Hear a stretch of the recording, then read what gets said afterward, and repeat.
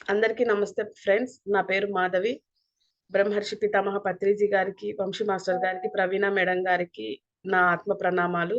ఈ జ్ఞానాన్ని వినడానికి వచ్చిన మాస్టర్స్ అందరికీ కూడా నా ఆత్మ ప్రణామాలు. అలాగే కర్మ బుక్ రచయిత అయిన టార్కం గారికి నా ఆత్మ ప్రణామాలు ఫ్రెండ్స్. మనము సెకండ్ చాప్టర్ చదువుకోబోతున్నాము. ఓకేనా ఫ్రెండ్స్?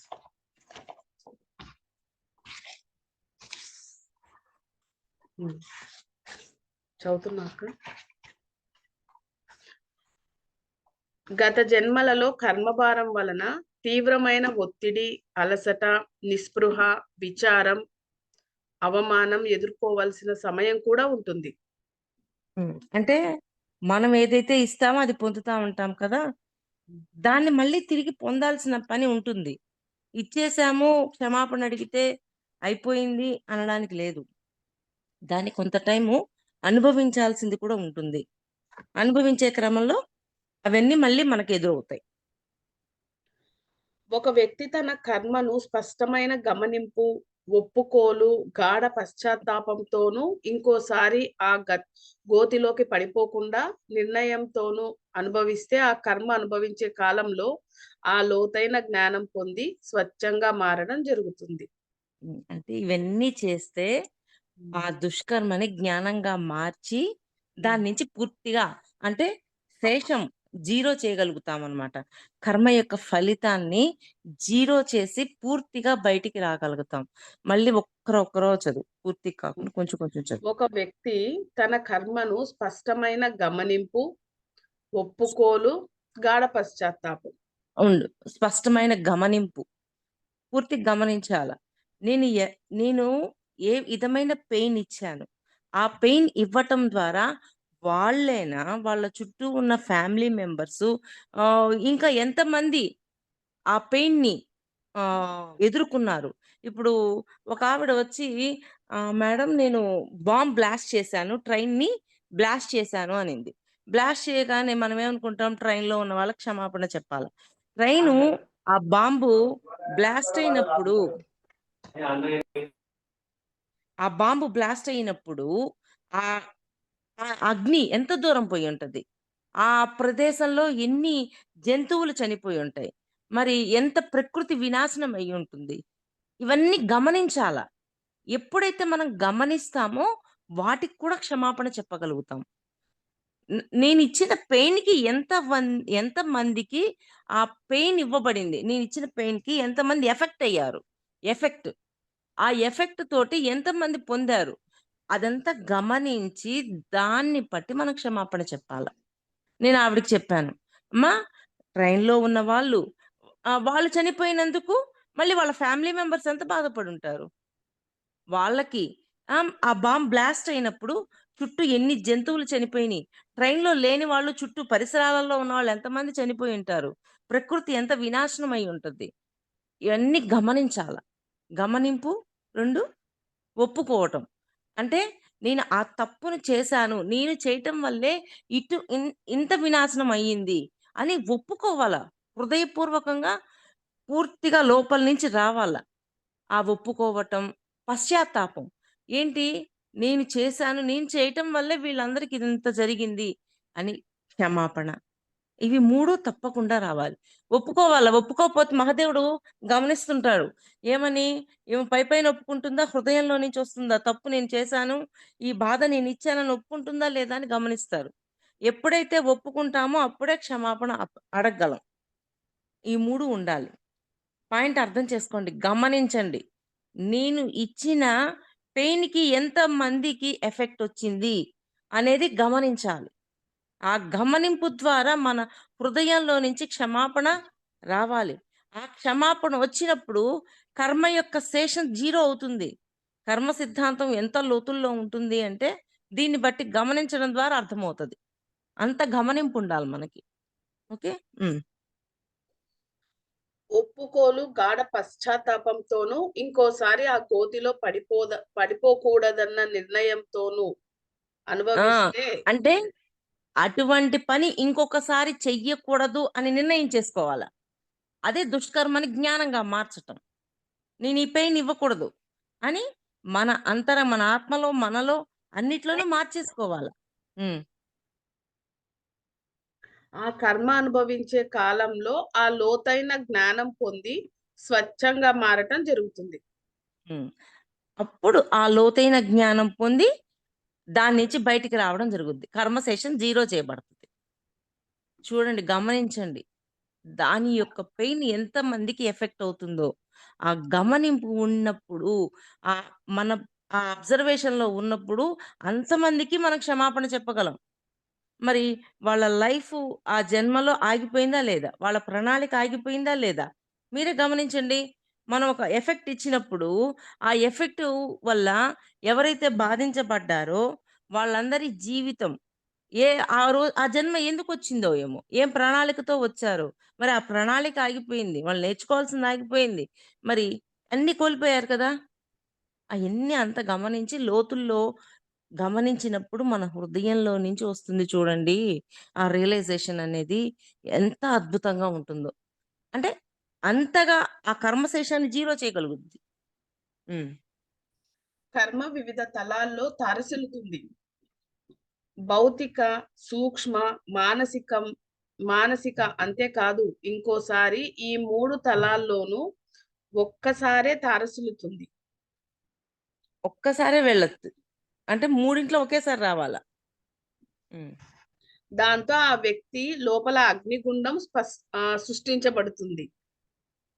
హ్మ్. అటువంటి సమయాల్లో ఆత్మ తన కాలుష్యంలో మునిగిపోయి స్వీయ తత్వాన్ని వెతుక్కోవటం లేదా ఎదుర్కోవటం చేసేటప్పుడు ఒక స్త్రీ లేదా పురుషుణ్ణి అంతర్యుద్ధం లేదా స్వచ్ఛ పరచబడటం జరిగేటప్పుడు ఒంటరిగా వదిలివెయ్యాలి. ఇంకోసారి అంటే చెప్ మళ్ళీ ఒకసారి ఆ!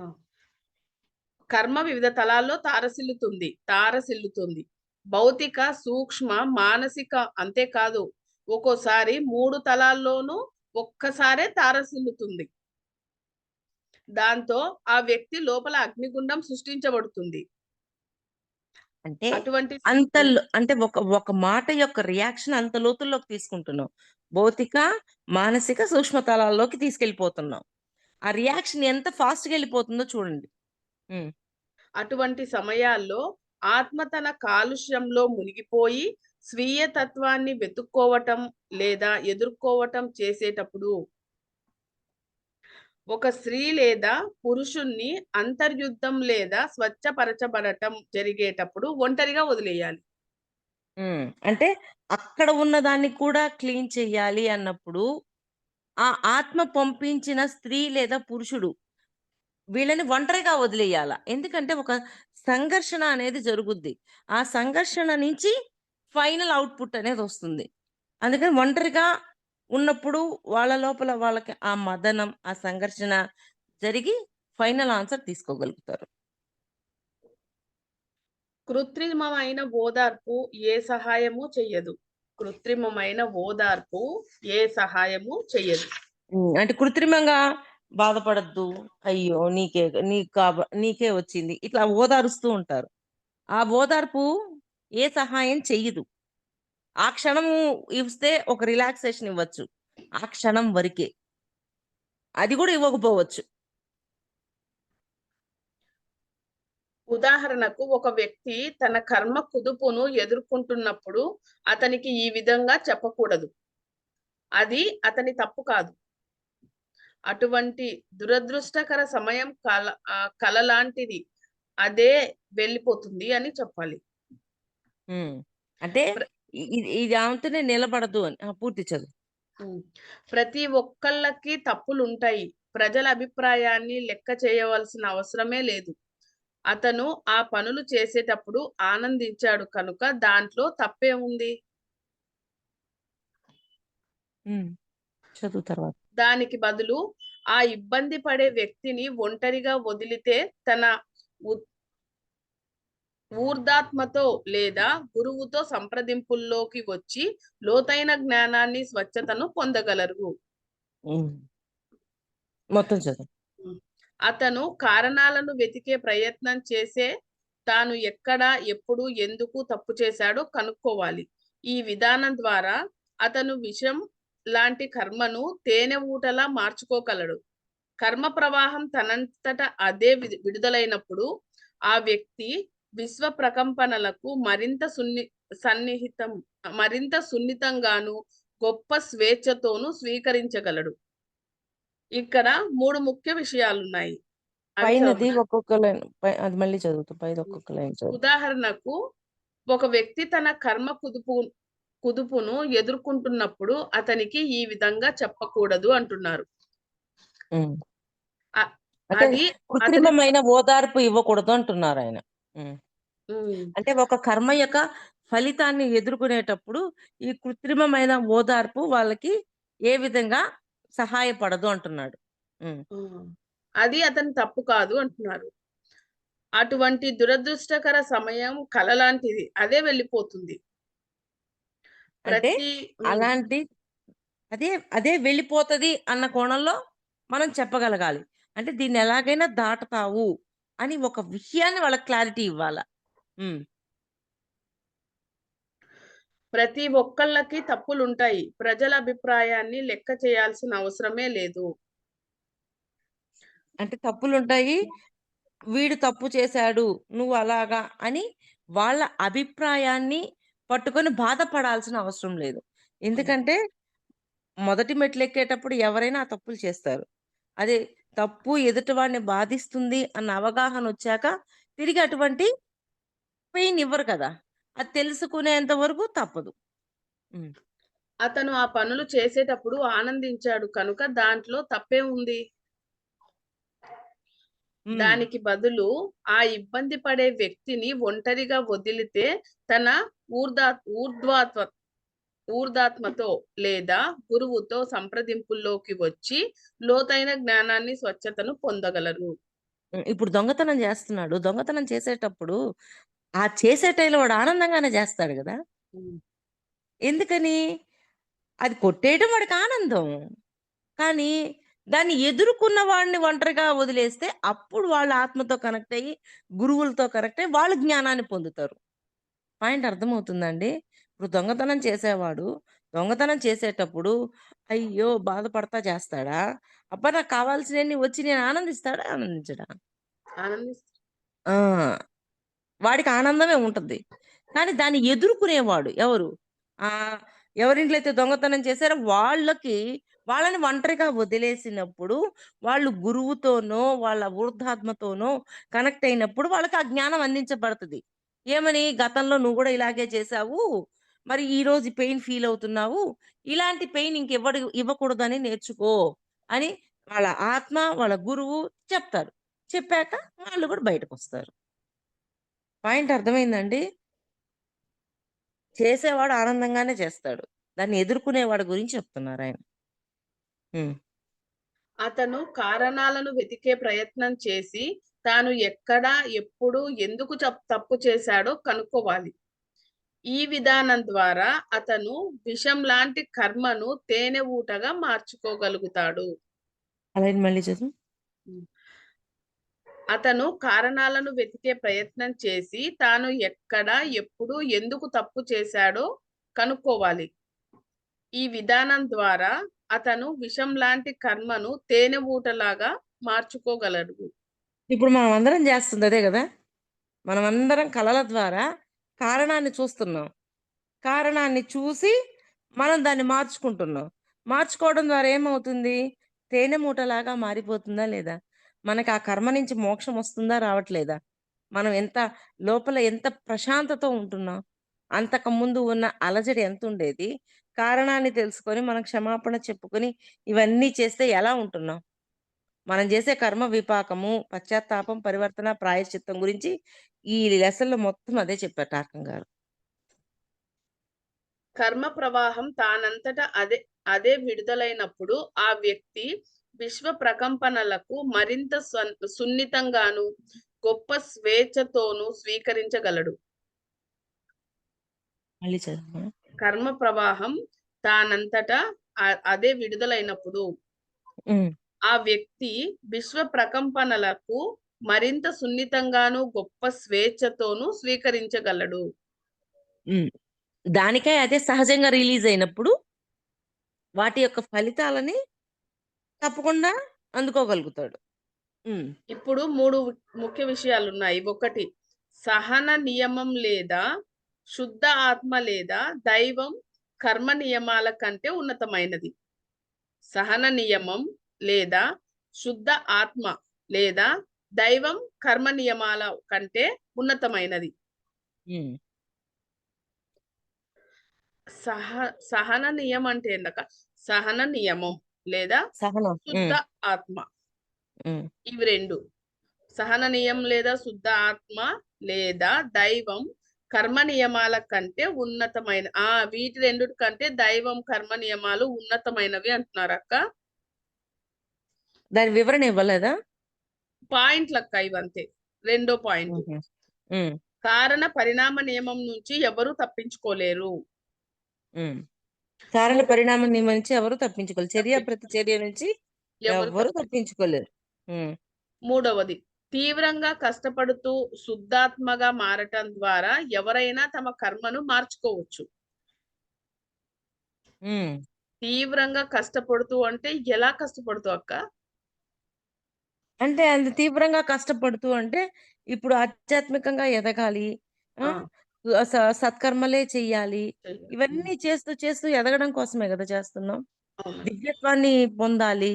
ఆ హ్మ్. దివ్యత్వాన్ని ఏమాత్రం కోల్పోకుండా మనల్ని మనమే ప్రొటెక్ట్ చేసుకోగలగాలి. అలా. తీవ్రంగా కష్టపడుతూ శుద్ధాత్మగా మారటం ద్వారా ఎవరైనా తమ కర్మను మార్చుకోవచ్చు. శుద్ధాత్మగా మారిన తర్వాత తమ కర్మను మార్చుకోవచ్చు. అంటే కర్మను మార్చుకోవచ్చు అంటే, అప్పుడు ఈ దుష్కర్మలు చేయడాన్ని కర్మ చేసే విధానాన్ని, అక్కడ ఎటువంటి కర్మ చెయ్యాలి అనేది వాళ్ళకి క్లారిటీ ఉంటుంది. బ్యాక్ అవును. సత్కర్మలు చెయ్యాలా? చెయ్యాలి అనే ఒక క్లారిటీ ఉంటుంది. ఆ కర్మలు చేసేటప్పుడు కూడా, ఆ పని చేసేటప్పుడు కూడా సేవ సేవగా చేయటం అనేది మొదలుపెడతారు. అది ఆ సేవను కూడా భగవంతుడికి చేస్తున్నానన్న భావంతో వెళ్ళిపోతారు. అన్నీ అలా మారిపోతూ ఉంటాయి. ఈ విషయాలు పరస్పర విరుద్ధంగా ఉన్నట్లు అనిపించినా అవి విరుద్ధం కావు. ఒకటి మీరు దైవానికి పూర్తిగా ఆధీనమైతే ఆయన తనను ఆయన తాను చెయ్యాలనుకున్నది ఏదైనా మీ గతం, భవిష్యత్తులో సంబంధం లేకుండా చేయగలడు. హ్మ్. ఆయన చేయాలనుకుంటే గతము, భవిష్యత్తుతో సంబంధం లేకుండా అవసరమైన జ్ఞానాన్ని ఇవ్వగలరు. ఇయ్యగలడు. ఆ! ఎప్పుడంటే ఆధీనమైనప్పుడు. దైవానికి మీరు సరెండర్ అయినప్పుడు. ఆధీనమైతే. హ్మ్. సరెండర్ అయినప్పుడు. హ్మ్. భగవంతుడికి సరెండర్ అయినప్పుడు మనం వినయంతో అడుగుతాం. హ్మ్. ఆ సరెండర్‌నెస్ ఉందా లేదా అనేది మనం గమనించుకోవాలి. ఆ వినయంతో ప్రశ్నించినప్పుడు ఎంతటి జ్ఞానాన్నైనా ఇవ్వటానికి వాళ్ళు రెడీగా ఉంటారు. ఎందుకంటే వాళ్ళ దగ్గర ఎన్నో భాండాగారాల అంత జ్ఞానం ఉంది. ఆ జ్ఞానాన్ని అడిగేవాళ్ళు లేరు. ఒక్కడు జ్ఞానం కావాలని అడిగితే రెడీగున్నారు ఇచ్చేయటానికి. అందుకని మనం జ్ఞానసిద్ధి కావాలని ఎప్పుడు జ్ఞానాన్ని అడుగుతూనే ఉండాల. ఎప్పుడైతే ఆ జ్ఞానం అడుగుతూ, అడుగుతూ, అడుగుతూనే ఉంటామో, అది తీసుకొని ఆచరించడానికి మనం రెడీ అయిపోతాం. అది. 2 మీరు భౌతికంగా, ప్రాణమయంగా, మానసికంగా చేసిన చెడ్డ పనులు అన్నిటికీ మీ చైతన్యం ఈ తలాలలో ఉన్నంత వరకు మీరు బదులు తీర్చాల్సిందే. హ్మ్. ఆ! అంతే. అది. చెడ్డ పనులు చేస్తే వాటి బదులు ఇవ్వాల్సిందే. హ్మ్. కర్మశేషాలు మళ్ళీ ఎదుర్కోవాల్సిందే. హ్మ్. అంటే వాటి యొక్క ఫలితాలని మనం ఎదుర్కోవాల్సిందే అని చెప్తున్నారు. ఇక్కడున్నంత వరకు. అంటే పుణ్యం చేస్తే కర్మలు పోతాయన్న అన్న ఆలోచనలతో కొంతమంది కర్మలు చేసినా గూడా నేను గుడికి పోతాను, లేకపోతే కొన్ని అట్లా కాదు. ఆశ్రమాలకు దానాలిస్తాను అంటుంటారు గదా! అది పోదు అంటున్నారు. అహా! ఆ పాయింట్ మళ్ళీ చదువు. మీరు భౌతికంగా, ప్రాణమయంగా, మానసికంగా చేసిన చెడ్డ పనులు. చెడ్డ పనుల హ్మ్. గురించి చెప్తున్నారు. ఏ చెడ్డ అన్నిటిని మీ పనులైతే చెయ్ చేస్తారో వాటన్నింటి యొక్క ఫలితాలను ఇక్కడ అనుభవించి తీరాల్సిందే. వాటి యొక్క ఫలితాలు చెడ్డ పనులంటే దుష్కర్మలు. వాటి హ్మ్. యొక్క ఫలితాలని ఇక్కడ అనుభవించి తీరాల్సిందే అని చెప్తున్నారు. హ్మ్. చెడ్డ పని మళ్ళీ చేసి చదువు ఆ లైన్. హ్మ్. హ్మ్. ఇప్పుడు భౌతికంగా, ప్రాణమయంగా. భౌతికంగా అంటే ఎవరినైనా పొడచొచ్చు, ఎవరినైనా బాధ పెట్టొచ్చు, ఎవరితో అయినా కొట్లాడొచ్చు. అది భౌతికంగా అయిపోతుంది కదక్క! భౌతికంగా, హ్మ్. ప్రాణమయంగా, మానసికంగా చేసిన చెడ్డ పనులు అన్నిటికి మీ చైతన్యం ఈ తలంలో ఉన్నంత వరకు మీరు బదులు తీర్చాల్సిందే. అదే భూతలంలో ఉండి ఇప్పుడు ఆ! మూసుకొని ఎందుకొచ్చి లెక్కలు పూర్తి చేస్తున్నామే. ఆ! ఇప్పుడు ఆ! గతంలో చేసిన దుష్కర్మల యొక్క ఫలితాలను ఎదుర్కొని, మళ్ళీ వాటిని జీరో చేయటము, అనుభవించడం అనేది ఇక్కడ తప్పకుండా చేసి తీరాల్సిందే అని అంటే జెప్తున్నారు. నా డౌట్ భూతల్ ఏంటంటే అక్క, ఆహ్, ఇప్పుడు నేను ఒకడిని పొడిచి చంపేసానక్క. నేను వెంకటేశ్వర స్వామికి పోయి ఒక రూ. 1,00,00,000 ఇస్తాను స్వామి అని మొక్కుకొని నా కర్మను తీసేయండి అని అనుకోని వస్తాను. నేనేమనుకుంటాను, నేను స్వామికి ఇచ్చేసినాను కాబట్టి, మొక్కు తీర్చేసినాను కాబట్టి నాకది పోయుంటుంది అని అనుకుంటాను. అవునా అక్క? అంటే అది పోదు. ఇక్కడ చేసిన పనికి ఇక్కడే మనం బదులు తీర్చాల్సి ఉంటుంది. అంటే నువ్వు చేస్తున్నది వెంకటేశ్వర స్వామికి డబ్బులు ఇచ్చేదానికి దీనికి సంబంధం ఏంటి? అంటే ప్రాయశ్చిత్తం చేసుకోవాలి ఆ! అనుకోవాలి. సేవ ఒక్కటే కాదు గదా! చంపేసి సేవ గాదు. ఇక్కడ దుష్కర్మని జ్ఞానంగా మార్చాలి. అట్లాంటిది పెయిన్ నేనింకెప్పటికి ఎవ్వరికీ హ్మ్. ఇవ్వను అని హ్మ్. చెప్ప ఉండగలగాలి. ఉండగలగాలి. హ్మ్. హ్మ్. అంతే. హ్మ్. 3 మీరు దానికి, త్రిగుణాతి దానికి దీనికి కనెక్ట్ అవ్వదు. హ్మ్. అవ్వదా? హుహు. ఇక్కడ చెప్పిన కోణం వేరు. సరే. హ్మ్. 3 మీరు త్రిగుణాతీతులై ఆత్మగా జీవిస్తున్నట్లయితే, మీరు కర్మ నియమాన్ని అదుపు చేసే శక్తి కలిగి ఉండటం, లేదా జరుగుతున్న సంఘటనలకు మీ శారీరక ప్రతిస్పందనను అదుపు కలిగి ఉంటారు. హ్మ్. మళ్ళీ చదవనక్క. మీరు హ్మ్. త్రిగుణాతీతులై ఆత్మగా జీవిస్తున్నట్లయితే, హ్మ్. మీరు ఈ కర్మ నియమాన్ని అదుపు చేసే శక్తి కలిగి ఉండటం. హ్మ్. లేదా జరుగుతున్న సంఘటనలకు మీ శారీరక ప్రతిస్పందనను అదుపు కలిగి ఉండడం. అంతే గదా! కర్మ నియమాన్ని కంట్రోల్ చేయగలుగుతాము. శారీరకంగా జరిగే ఈ ప్రతిస్పందన రియాక్షన్‌ని మార్చగలుగుతున్నాం గదా! హ్మ్. అవునక్క. హ్మ్. ఆ స్పందనని హ్మ్. ఎమోషన్‌ని ఇవన్నీ బ్యాలెన్స్ చేయటం వల్ల ఒక న్యూట్రల్ స్టేజ్‌లో మనం ఆన్సర్ ఇవ్వగలుగుతున్నామా లేదా? హ్మ్. ఇదివరకు కోపమొస్తే యాక్షన్‌కి రియాక్షన్ అన్నట్టు ఎక్కువ గట్టిగా మాట్లాడేవాళ్ళం. కానీ ఇప్పుడు మన నుంచి వచ్చే ఒక ప్రతిస్పందన అనేది ప్రేమతోనో, లేకపోతే వాడిని సరిచేయడం కోసమో అలా ఉంటదే తప్ప, ఈ లోపల నుంచి కోపంతో రాదు. అది మారిపోతుంది. హ్మ్. ఆకాశం వైపుకి విసిరివేయబడి తిరిగి కింద పడిన వస్తువులాగా కర్మ పనిచేస్తుంది. అంతే. కానీ, కానీ ఒక వ్యక్తి తన అజ్ఞానాన్ని రూపుమాపాలనుకుంటే, అతను తన గురుతత్ గురుత్వాకర్షణ సిద్ధాంతాన్ని మార్పు చేసి విమానాలను, ఉపగ్రహాలను సృష్టించగలడు. హ్మ్. అంటే మళ్ళీ చదువది. గురుత్వాకర్షణ ఆకాశ్ అంటే ఒక ఒక ఆ! చదువు. ఆకాశం వైపుకి విసిరివేయబడింది తిరిగి కింద పడిన వస్తువులాగా కర్మ పనిచేస్తుంది. కానీ ఒక వ్యక్తి తన అజ్ఞానాన్ని రూపుమాపుకుంటే ఒక వ్యక్తి తన అజ్ఞానాన్ని రూపుమాపుకుంటే, అతను తన గురుత్వాకర్షణ సిద్ధాంతాన్ని మార్పు చేసి విమానాలను, ఉపగ్రహాలను సృష్టించగలడు. హ్మ్. అంటే యాక్షన్‌కి రియాక్షన్ ఉంది. హ్మ్. కానీ అజ్ఞానాన్ని జ్ఞానంగా ఎప్పుడైతే మారుస్తామో ఇవన్నీ ఉండవు కదా! ఇప్పుడు గురుత్వాకర్షణ శక్తితోటి పైకి ఎగరేసిన పండు కింద పడుతుంది. కానీ దాన్ని మార్చేసి ఏం జేస్తున్నారు? విమానాలు పైన ఎగరడానికి తయారు చేశారు కదా! అలాగే మీ యొక్క అజ్ఞానాన్ని జ్ఞానంగా మార్చండి.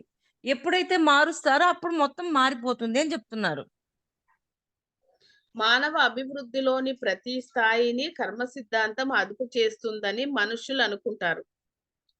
మానవ అభివృద్ధిలోని ప్రతి స్థాయిని కర్మ సిద్ధాంతం అదుపు చేస్తుందని మనుషులు అనుకుంటారు. ఇది సత్యం కాదు.